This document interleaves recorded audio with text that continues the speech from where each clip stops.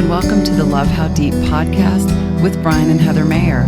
Our purpose is to equip married couples like you with resources that rely on the transformative power of God's Word to strengthen your relationship.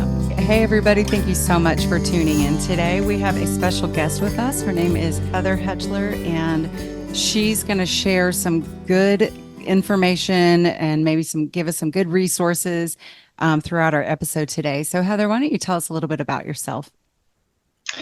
Thanks, Brian, Heather, for having me on. I'm really excited to be here. So my name is Heather Hetchler, and I'm a seasoned stepmom coach and certified mindset coach. And so what I've been doing for over the past 15 years is working with step couples and stepmoms to really educate, empower, and encourage them on the journey.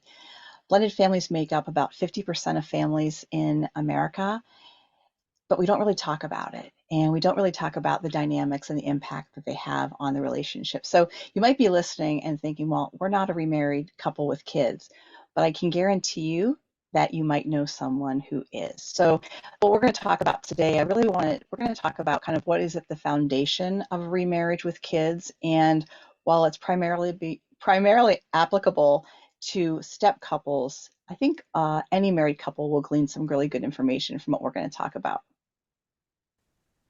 Yeah, that's great. And on our podcast, we have not really broached this subject yet. So I think we're really looking forward to it. And if those of you that are listening, you know that Heather and I are part of a blended family. And so I think we're going to probably be listening along with everyone else to what you have to say today, Heather. So again, thank you so much for joining us. And you're going to, before the show, we talking about blended families and kind of getting specific about something around grief, I think is really what you want to talk about today.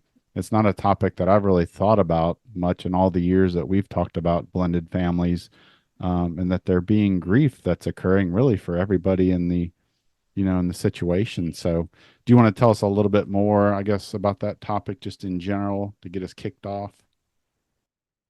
Sure, I'd love to. So, when a remarried couple with kids gets married, they get married with hope and love and dreams for a really bright future.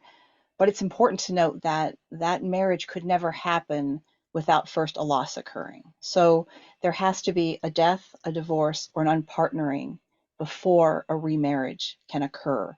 And where there's loss, there's grief, and there has to be grieving. And so often, the two individuals forming the couple may have done, counseling and healing from maybe the death of a spouse or a divorce, or they're partnering, and they're excited, they've met someone, they're in love, they're ready to blend the families. But most likely those children haven't healed, and they may not even know what they need to heal from until the two families are combined and living under one roof or sharing or going back and forth. And so when couples marry and they become, one family, there's a lot that starts to happen. So there's this kind of rosy period prior to the wedding, and then you get married, and it's just hard. It's hard for the couple, it's hard for the kids, it's hard for the grandparents, for the extended family. And the couple oftentimes starts to question, like, was this a mistake? Should we have done this? And it's not that they don't belong together. It's that they're not recognizing the role that grief is playing in their two families coming together. I was just going to say that's exactly right. And I hate to admit this, but I don't know if I've ever told you this, but when I went through my divorce and started dating again, I mean, Heather came along several years later, but I really dated too soon. I remember one instance where I was with someone and I just started crying just for no reason at all and didn't really know what that was until I think I went home that night and reflected on it and realized that there was still grief, and I was really probably jumping back in a little bit too quickly. So, even not even thinking about getting remarried, but even just kind of, you can kind of go through that when you're dating too, I would say. did I ever tell you that? No. Okay. Yeah. Well, I think sometimes we don't even recognize the role that grief is playing, right? Because we associate grief with funerals, right? We associate grief with saying goodbye to someone, that we know, that we love. We associate love and hearts and balloons with weddings.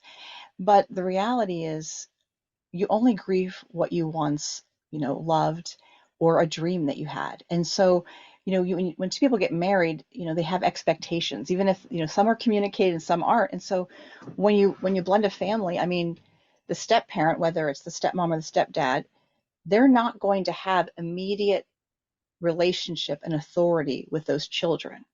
Right. And so they might get married thinking, I'm going to step in and I'm going to be this great mom or this great dad, but they don't have that relationship built. And that child many times is grieving the fact that, well, now I have two bedrooms.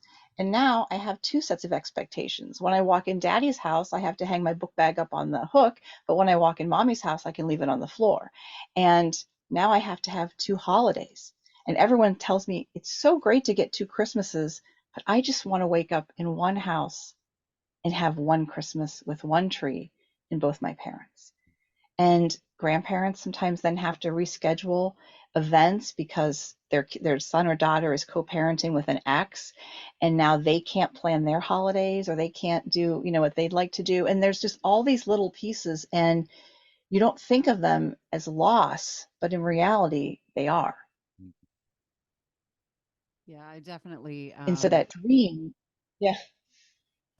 I definitely felt that loss. Like when we got married, I knew that I wasn't going to be able to have a child of my own because of health stuff that I had gone through. And so I knew that that was never going to happen. And that's something that I always wanted, was to be a mom. And so I was so excited to become a stepmom. And you're right. Like, we step into this thinking, I'm going to be a good mom to this child, or stepmom to this child, and help them make decisions and help them with homework. And we're going to do shopping together and cooking together, like all these things. And yeah, it's definitely that, just kind of an idea of what I thought was going to happen, and it didn't. So I grieved that I could not have my own child, and I grieved that the relationship that I had with her was not what would want it to be. So, I mean, I'm totally hearing what you're saying, and it's like, yep, yeah, that's pretty much how that went for us. And it was hard to come to terms with the fact that my motherhood did not look like what I thought it would ever look like, and to be able to accept that for what it was, that yeah, it's different, but different is okay. Yeah. And Heather, you're wise, to that you were wise to come to that conclusion and to grieve that loss, because I think that it's one of the things that's important. Whatever you want or whatever your ideal is, that's important. And I see so many women comparing, like, is it right for me to want this? Is it right for me? Yeah. And I think we have to be honest about what we want and what our ideal marriage and family looks like, and then be able to find the beauty in what is. And I feel like we're kind of like there, I call it, I love going to London, and there's a saying called mind the gap, right? And so there's this gap between the platform and when you step on the train, and mind the gap so you don't fall in, right? And I feel like we kind of live between in that gap where here's my reality, here's what I want. And we need to be intentional to recognize that there's a gap most often between what is and what is hoped for. And if we can be intentional to navigate that gap and understand that why we might get triggered or why we get sad is because our expectations aren't being met, and grieve that, I think we're more able to kind of embrace what is there. And one of the things that's important to understand too is most relationships we get to kind of we put in what we kind of get out, and we can reach out and we can try and develop relationships. But in a step family, the stepchild is really in charge of the relationship. If a stepchild does not want to let you close, you are not going to get close. And I don't care how wonderful and loving and great you are, it it's not going to happen. And I think there's a lot of pressure on stepmoms in particular, but stepdads too, to create this like family, like I'll say a first family, but there's so many dynamics and loss present that it's going to look different. It's not better or worse, it's just going to look different. And being able to accept where you are and know that, like, even if you're not close to your stepchild today, doesn't mean you're not going to be close in a year or 5 years. And what I'm seeing now is a lot of step parents who were pretty close to their stepkids growing up, they turn 18 and they decide, I'm going to, I'm, I'm kind of pulling away from my family. And we're seeing it in the general population where adult children are kind of alienating from their parents. we're seeing it even more in the step family arena. And I personally think, just from talking to so many clients and interviewing people, is that so many of these children had no say in the divorce or death. And as an adult, they finally have some power, and they take it by taking space. Yeah. It's not a personal thing. It's more of like, okay, now I'm in charge. I can decide where I stay. I can decide who I live with. I can decide. All these decisions were made for me all this year. If I had to share a bedroom with a step sibling, if I had to change school systems, who I spent Christmas with, who I did this with, now I'm in charge. And many of them are just choosing to take space. Brian, would you say she's done that? Oh yeah. Yeah. Yeah, for Yeah. sure. We've Is it- had the same. Yeah. It's Yep. like you're talking to us for sure. And I think what I'm hearing you say, Heather, is you're saying a lot about, there's these going to be these behaviors on the outside and these things that we're seeing on the surface, and we can very quickly just get angered and upset and why are you doing this? But I think you've been talking a lot about, let's kind of dig down deep a little bit and understand a little bit more about why this might be happening. And again, it's a lot of it comes down to this being a loss. Right. And unfortunately, we all react to loss in different ways. Like, some of us get angry and sort of throw daggers, and others of us withdraw and, you know, isolate. So, and again, if we're just thinking about that surface level thing that somebody's doing, we can, kind of escalate disconnection, if you will, rather than taking a breath and a pause and thinking about, okay, what might be the reason that this is happening? Mhm. Yeah. No, Brian, that's an excellent point. And I think that's actually, I believe that one of the first casualties in a blended family is compassion. So when you are, especially when the two adults are trying and trying and trying, and they feel like they're being kept at arm's length by a child, or maybe they have an ex in the other home who doesn't let the kids like them, or is maybe even spreading lies or gossiping or making life hard for them, it can become very easy to build up walls around your heart. And that can be to protect yourself from maybe how you feel like you're treated from your stepkids, the ex, but even sometimes your partner, because these complexities can cause a lot of conflict in the marriage because of differences of how we're seeing things. And so we start to build this protective wall to protect ourselves because we don't want to get hurt. But what we don't realize is that hurting people hurt people. And we can address all the little symptoms and the outward behaviors, but it really is wise to look underneath, to identify like the patterns of pain that I call them, and really try and be sympathetic. And especially for children and even adult children, they oftentimes don't know exactly what they're navigating. They just know that physically they feel stressed, they can't concentrate, they're angry. They don't like feeling that way. They want to get rid of it. And so sometimes they get rid of it by acting out, by, and by kind of spilling it out on other people. And so understanding and having some compassion, and then learning how to set boundaries. And because this information that we're sharing today, this explains a lot of behavior, it doesn't excuse it. Right. But that's where, when we could talk probably another time too about boundary setting and what that looks like in marriages and in step families, but being able to gently and gracefully advocate for yourself, because we also teach people how to treat us by what we accept. And so learning how to navigate that in a blended family can be even a more delicate dance. So, do you have what kind of practical tips or steps can you share with the listeners to help them navigate step family issues? Well, I think sometimes even just taking a step back and getting educated on the dynamics of step family life, because it can feel personal.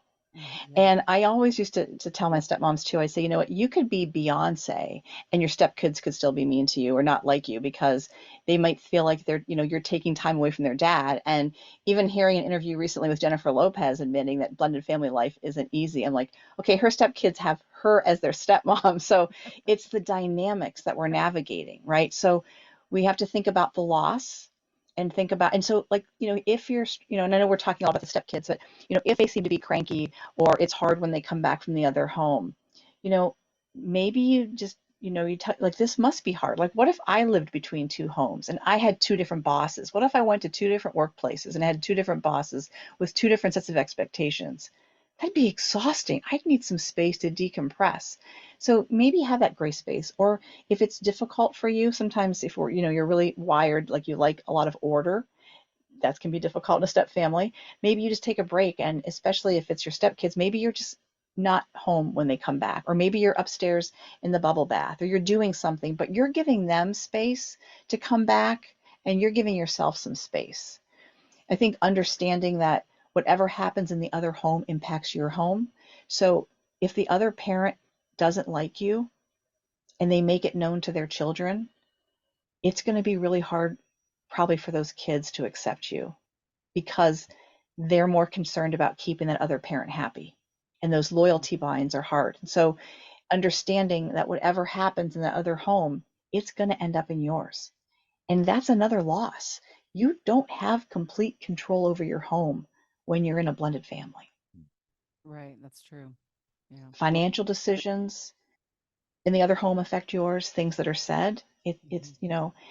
um, understanding that you've got to prioritize your, self-care and couple care, like taking care of yourself, but also making sure that you nurture your marriage. And I think for the couple, and I think, when you get married in general, whether it's your first marriage or if it is a remarriage with kids, there is still some grief about you both come in with different expectations. You've both been raised probably in different homes. You've had different parents, different upbringings. You may have different expectations of how you have conflict or how you communicate.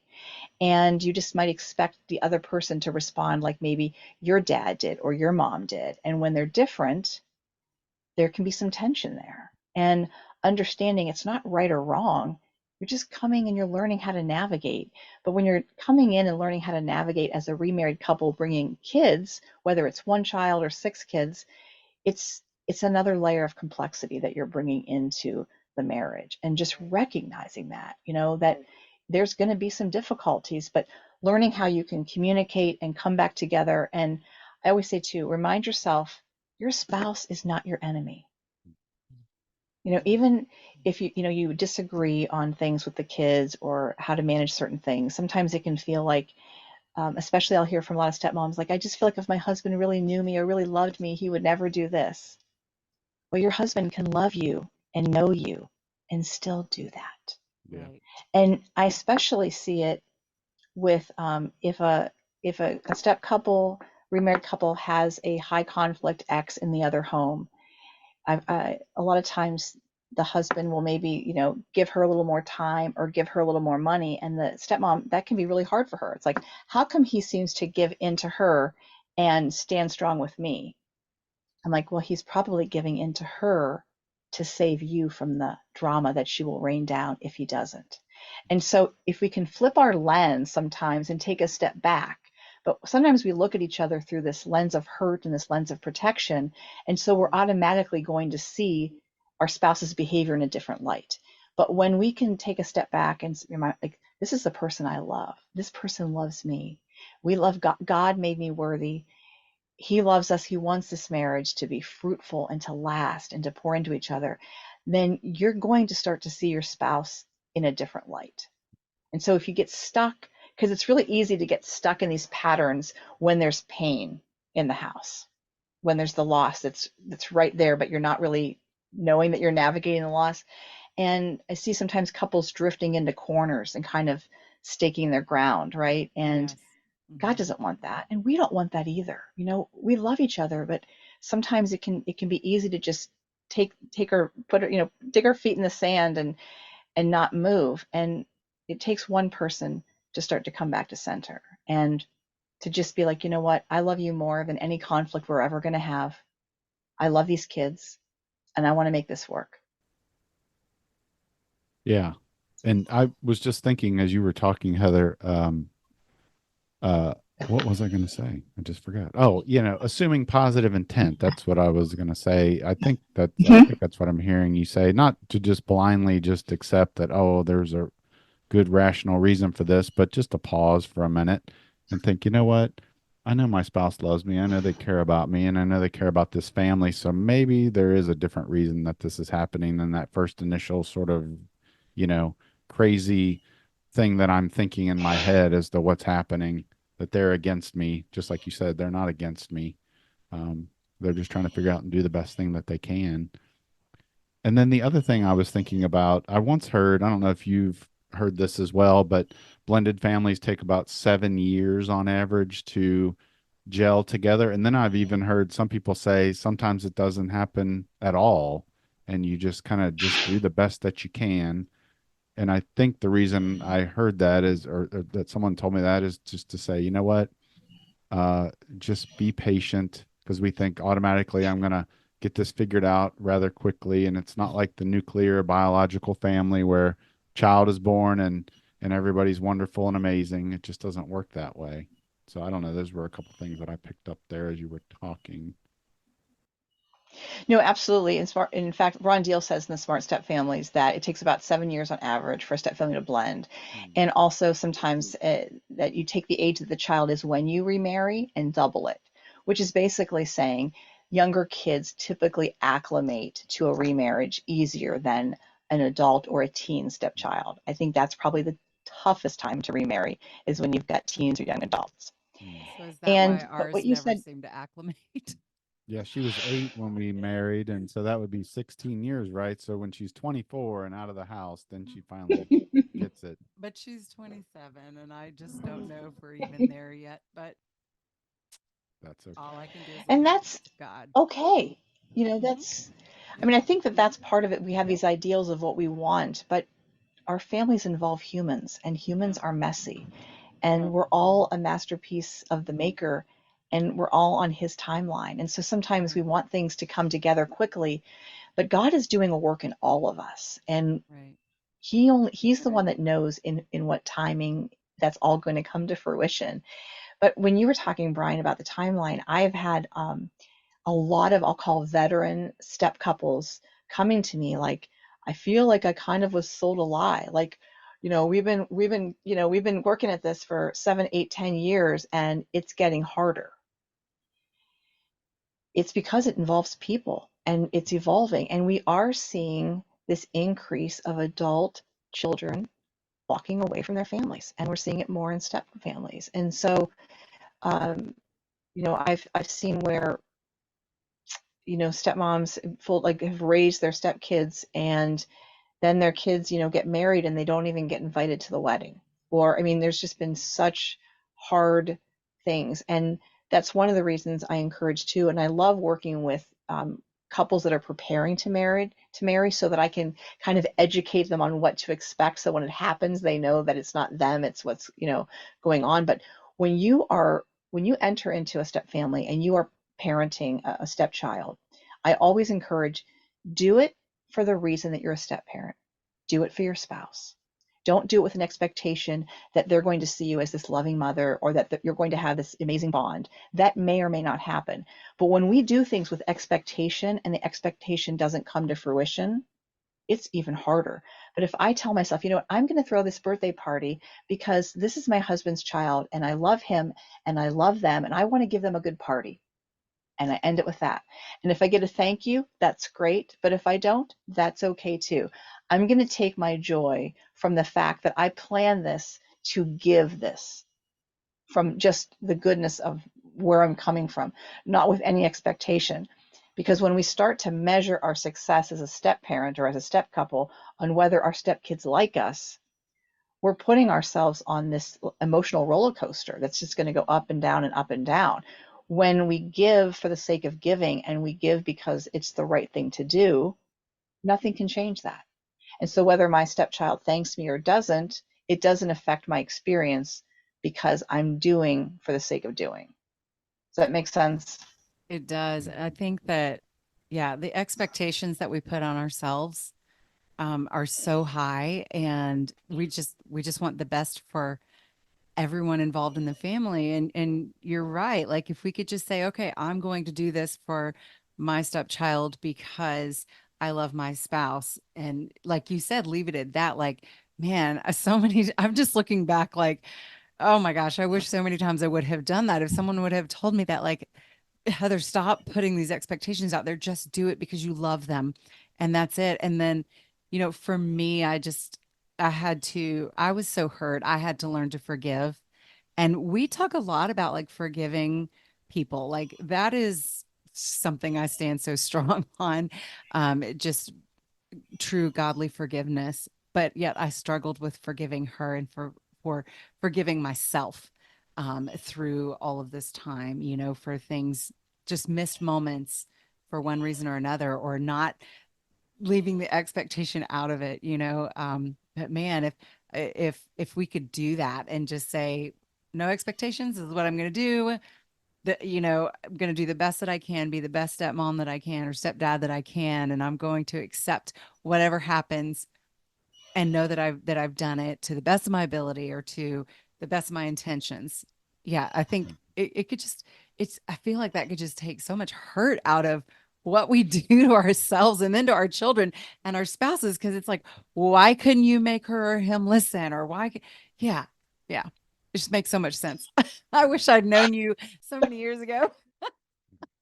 Well, I always say I got my bachelor's in communications, my master's in communications research, and my PhD in the School of Step Family Hard Knocks. Oh yeah. So a lot of this is learning.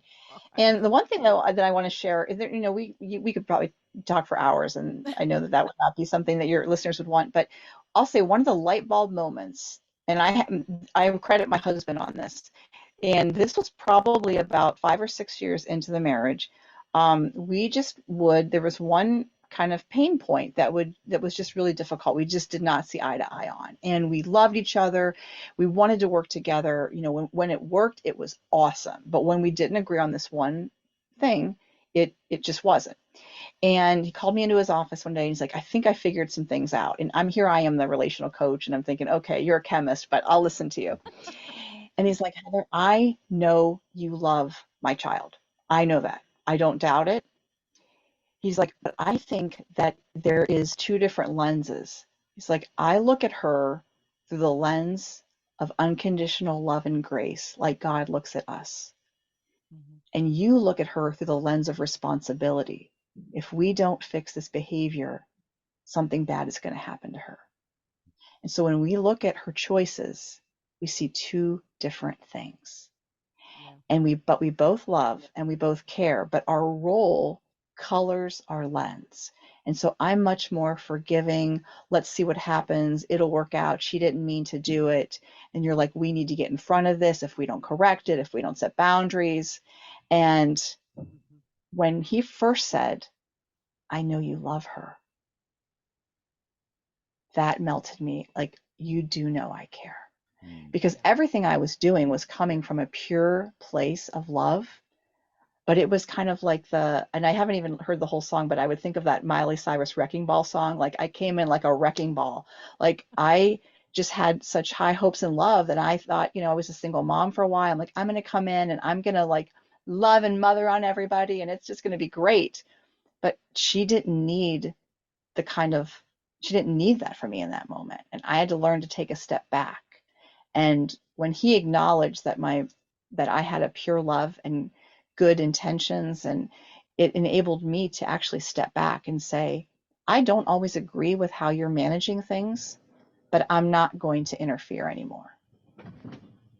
And I think understanding that the role you play can impact the view you see is really important for step couples to understand, especially when they're disagreeing over a child. Mm-hmm. Yeah. Yeah, that's exactly, you described, Heather, exactly what happened to us. It was the same situation. And, I looked at Heather. She kind of came into the situation and I thought she was all about the rules and no relationship.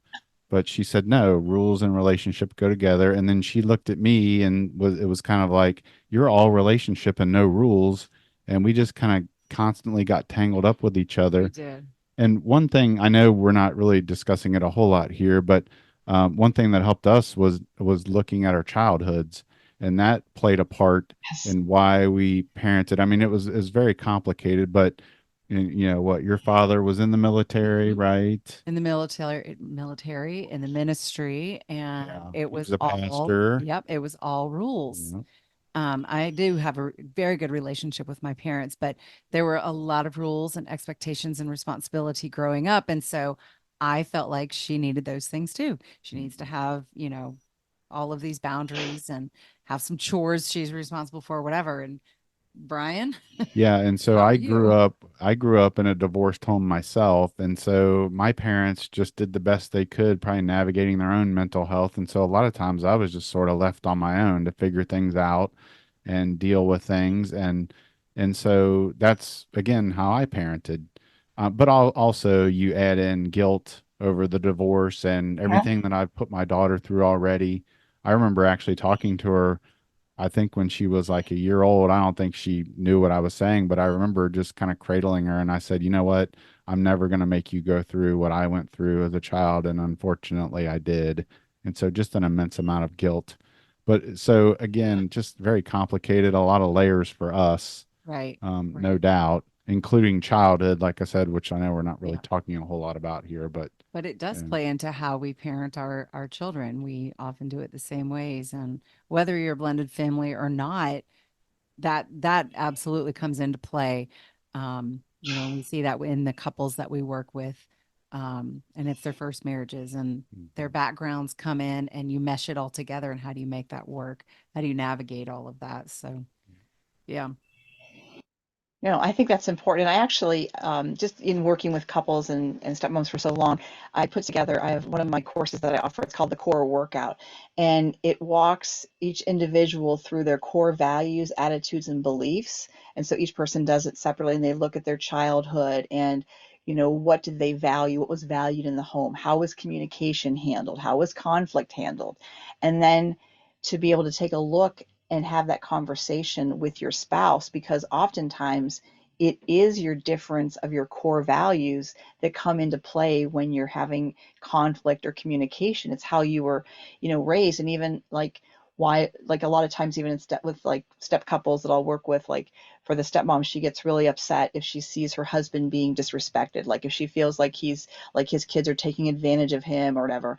And so, maybe she grew up in a house where you did not disrespect your parents, you did not give an eye roll, you did not question your parents.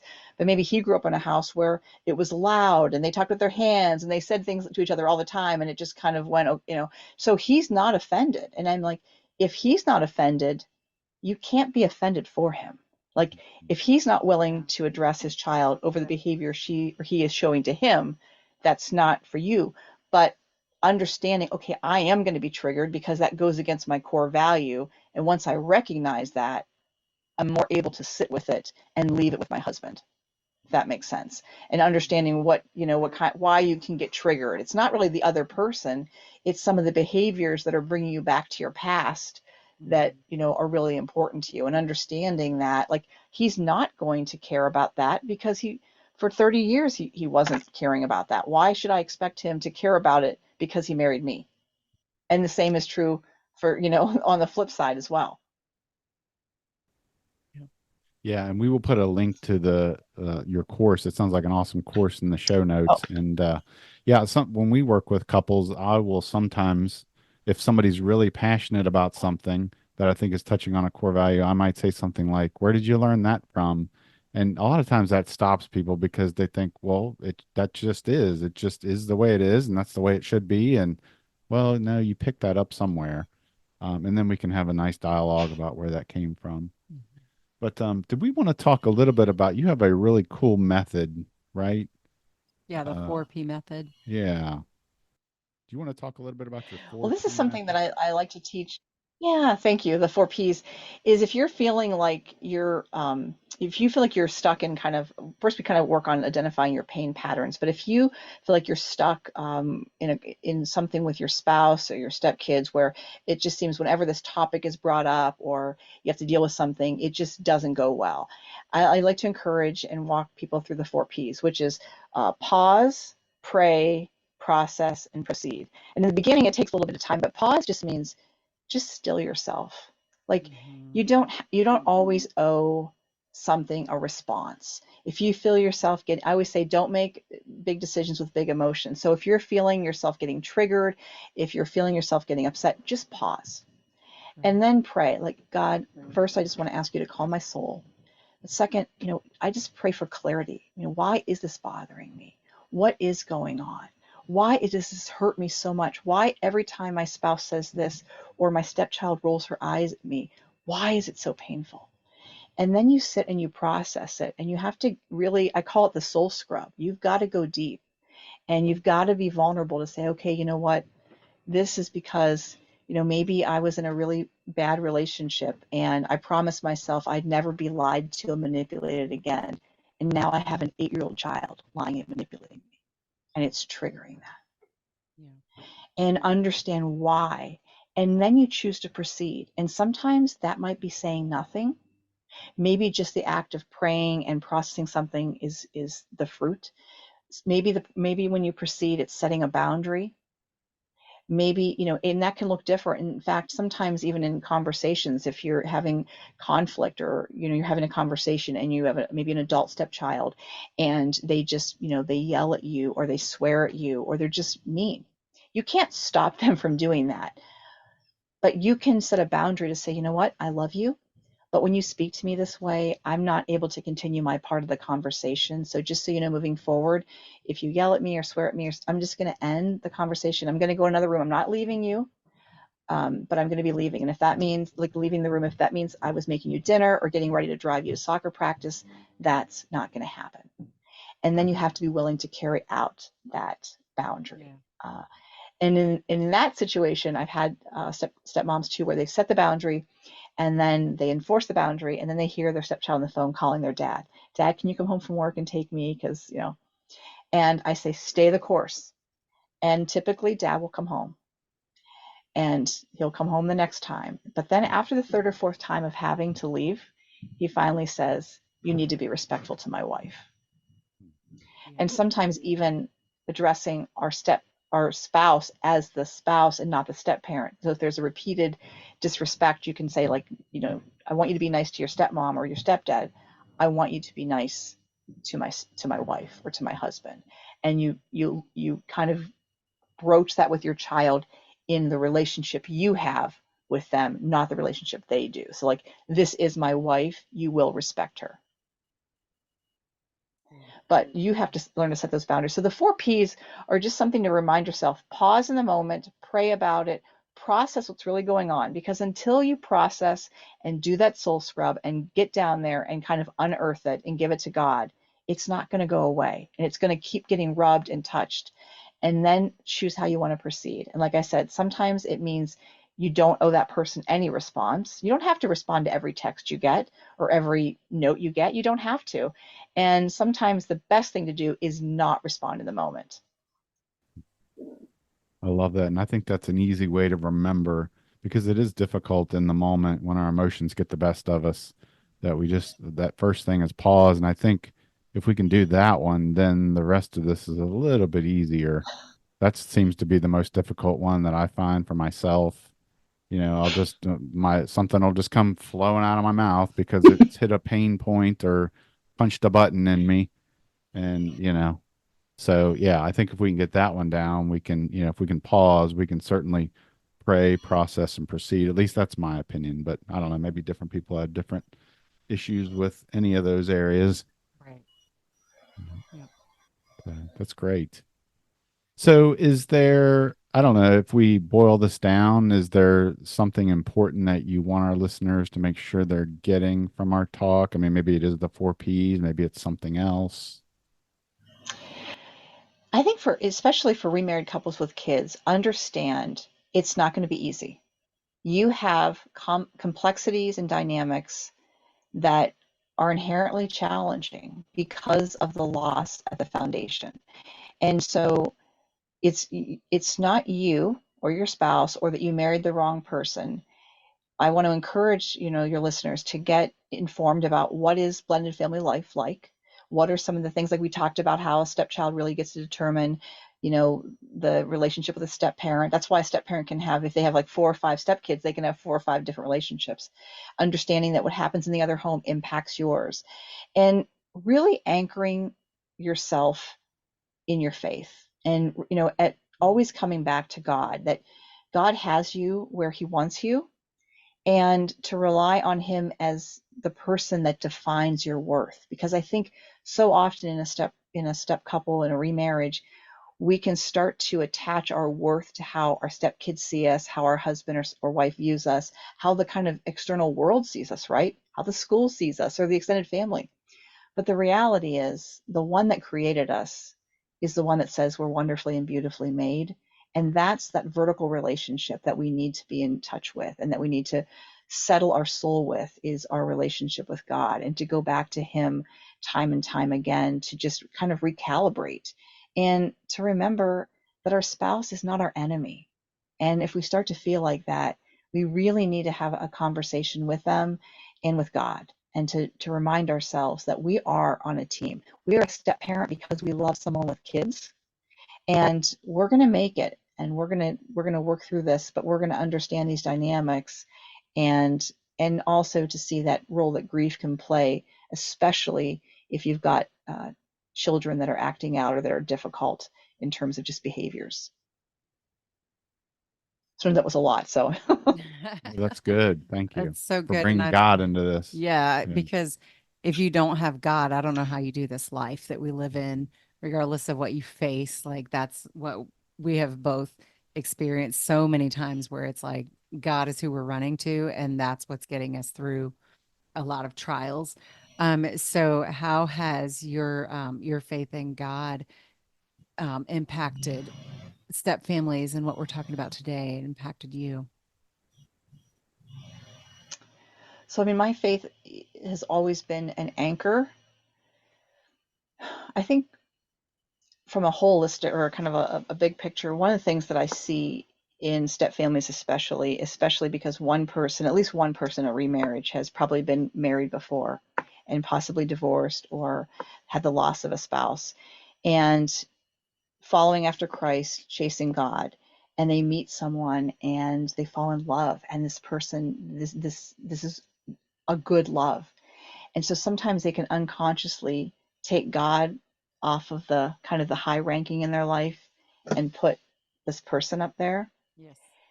And then when you get married and you blend and life gets hard, and that person, maybe they don't make you feel the way they did when you were dating. It's like you can chase them and try and get that back from them.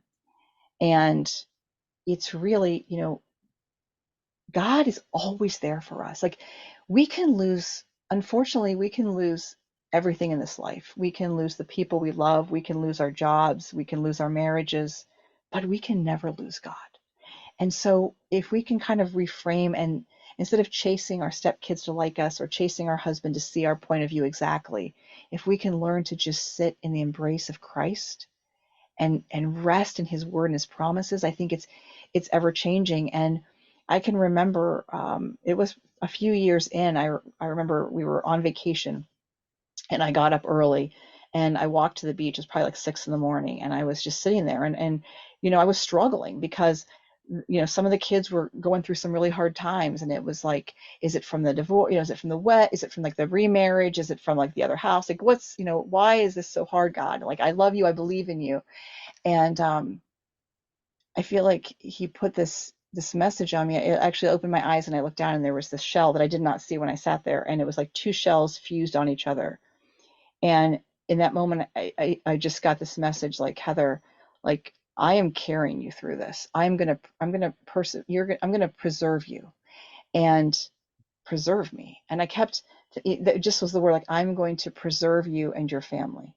And I kept thinking, do you mean protect, like, and preserve? And I'd never really thought of the word preserve, except with my grandmother. We used to make preserves in the summer. Yeah. And I went back, yeah, I went back to the like condo we were staying in, and I've opened the book, or flipped, and I saw in Proverbs the word preserve. And then I started looking, and it just reminded me, God, when you are a Christian and you follow Christ, it does not guarantee that you are going to have blue skies and smooth sailings. But God can preserve your heart, and He has been faithful to preserve me, my marriage, my husband, and my children, to keep my heart soft. And we have, been through a lot with just not even like just other people and extended people and all that kind of stuff, but like, God has been faithful to preserve us, to keep our marriage strong, to preserve our hearts towards each other, to keep our children focused on Christ. Like, that is His promise to me, and He has been faithful. And so no matter what I navigate, and I give that message to, like, it might be hard in the now, but it's like Proverbs 3:5-6, trust in the Lord with all your heart and lean not on your own understanding. Acknowledge him in all your ways, and he will make your path straight. Like, I may not know why things are happening today, but I know where my forever is going to be. And I know who holds my days. And I think that's where we can, if we can slow ourselves down, that's where we can find peace. Wow. I I think love that's yeah, that's I just love that amazing. God has given you that, like, that little nugget, that message to hold on to, that word preserve, you know, Yeah. and that he's going to do that. And I love that you can carry that through no matter what you face. Like, yeah, that he's promised that to you. You know, he didn't And promise he's you been that you're going to, faithful. yeah, he didn't promise you, I'm going to give you a 5-bedroom home that costs $1 million. He didn't promise you that he's going to give you all of these children that adore you, but he promises to preserve you no matter what. And I love that you have that promise from him and that you rely on it with every single thing that comes your way. Like, that's there's just nothing better than that, I think. Yeah. I too have Yeah. my own like little God moments and promises that I'm like, I know he's going to take care of me. I know. I know he is. And we have these and we just hold them in our heart. And like, we know that's God. Yeah. And it changes everything. And honestly, in the moment, I wasn't so happy about that word. I'm like, preserve. Like, I need you to like fix somebody. I need you to do something else. Like, this is not what I'm praying for. But actually, to go back to those 4 Ps. So when Brian was saying getting some time, like this was back when I was a younger mom and all the kids were home and it was hard to find a place to go. And I would actually go into my car. And when I was practicing those 4 Ps, I have a little pouch and it's still in there. And I have that shell in there. And I have 3 pictures, two of my husband and I on vacation, and a picture of our whole family. And I have some scripture cards.